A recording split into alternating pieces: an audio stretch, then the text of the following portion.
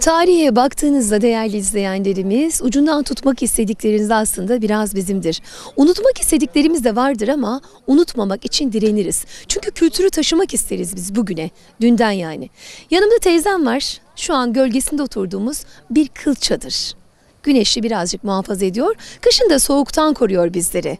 İşte o kıl çadırın hürmetine keçi kılı. Kirmenle, iğneyle eğriliyor, daha sonra çuval oluyor, heybe oluyor. Belki de onların evi, yurdu oluyor. Teyzeciğim nasılsınız? İyiyim, çok iyiyim. Tanıyabilir miyiz sizi? Hava Ertaş'ıyım. Kurban olurum teyzem. Koca çınarsınız. Allah size sağlık saat versin. Sağ olun. Şimdi şunu bize anlatır mısın? Şimdi bunu biz gırkarız, gırklığından. Bunu Keçi değil mi bu keçi? He, gırkarız, bir de sümek yaparız, bir de pişiririz ıscak suya. Götürürüz böyle ıscak, böyle bir çuval yapardık böyle, bunları dokurken. Ondan sonra bir çuval, bir de dizeriz böyle dizgiye asarız. Kestik. He, ondan sonra eğiriyoruz, bir de çıkrığından büküyoruz. Ondan sonra çözüyoruz gari, böyle bir çul dokuyoruz, ya heybe dokuyoruz. Ondan sonra torba dokuyoruz, ne sen gari, ihtiyacımız ne olsa. Ondan sonra çorap, koyun kırkıyoruz, çorap örüyoruz işte. Kazak örüyorsunuz. Kazak örüyoruz, he.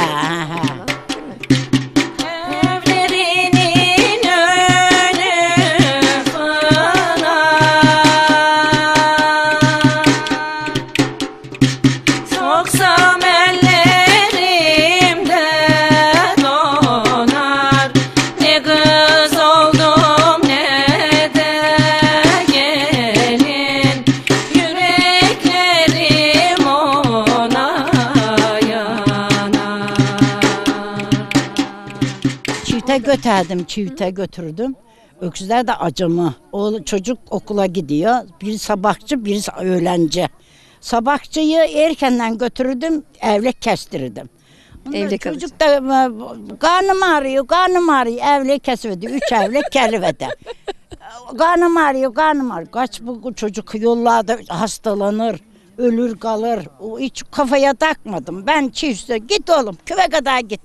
Gelmiş eve, başka yollarda fisaresiyiz evvelki insanlar mı?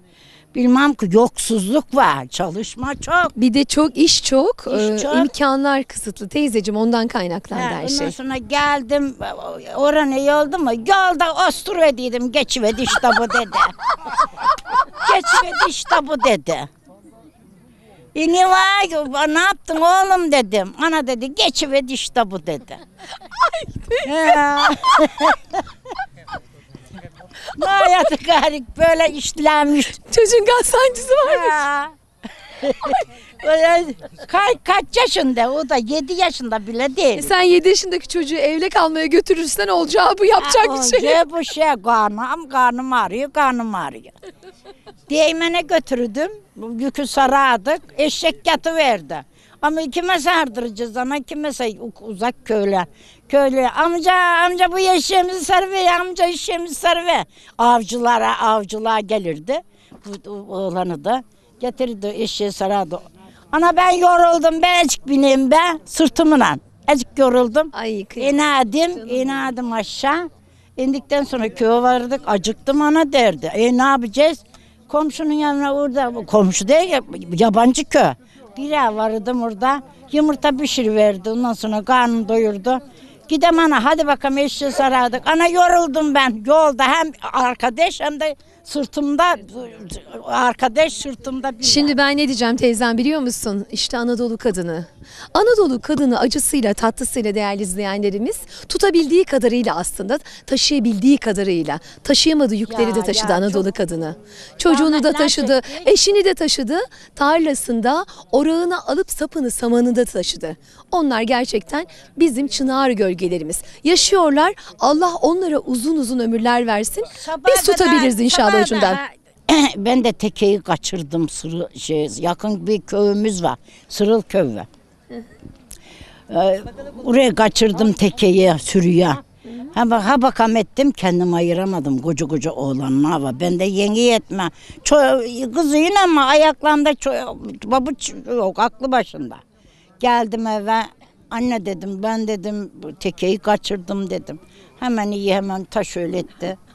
Hemen öyletti. Şöyle kakı verdi böğrüme. Kakı verdi. Yürü bakalım. Ha bakam ettim önünden. Geldik, ayırdık tekeyi. Hayvanları şey vardı. Böyle ağıl vardı, ağıl. Dizeme derler. Arcıkları keserlerdi, dizeme yaparlardı böyle. Oraya hayvan yanına giderdik, o kaşık yapardık, toprak kaşığı. Oraya ayırırdık oğlakları, akşam gelirdik, sabahla giderdik. Tabii oğlanları sütünü almak için sütünü, oğlakları anneden ayırıyorsunuz değil mi? Bir de doğdum, ufakları sırtımızdan eve getirirdik, torbenle.